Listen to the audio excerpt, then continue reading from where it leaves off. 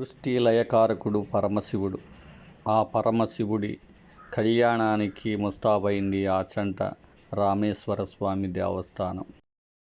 పశ్చిమ గోదావరి జిల్లా ఆచంట మండలం ఆచంటలో పూజలు అందుకుంటున్న ప్రసిద్ధ శైవ క్షేత్రం ఆచంటేశ్వర క్షేత్రం.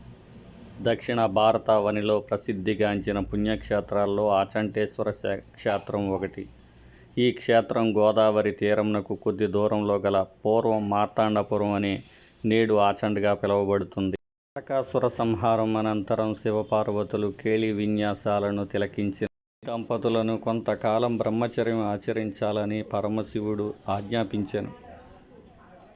అట్టి కారణంగా శాపగ్రస్తులైన వారు బాలబాలికలుగా జన్మించారు.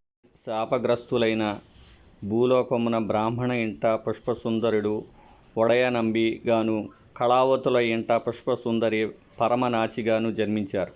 వీరి ఇరువురు శివ సంకల్పం బలం చేత ప్రేమానురాగాలతో శివుని సేవ చేసుకుంటున్నారు.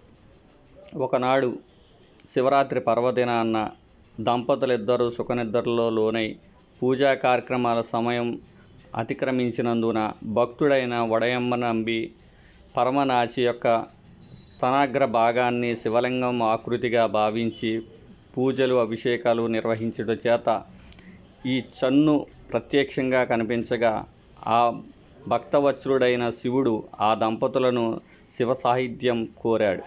పూర్వం మార్తాండపురంగా కాలక్రమేణా ఆచంటగా పిలువబడుతున్న ఈ ఆచంటేశ్వర స్వామిని రాముడు దర్శించి పూజలు చేయటం కారణంగా రామేశ్వర స్వామిగా పిలుస్తూ పూజలు అందుకుంటున్నారు.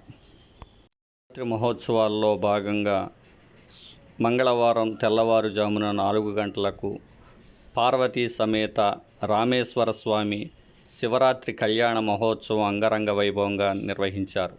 స్మార్త ఆగమశాస్త్ర ప్రకారం వేద మంత్రాల నడుమ, మంగళ వాయిద్యాలు నడుమ స్వామివారి కళ్యాణం అంగరంగ వైభవంగా నిర్వహించారు. స్వామివారి కళ్యాణాన్ని తిలకించేందుకు పెద్ద ఎత్తున భక్తులు తరలివచ్చారు.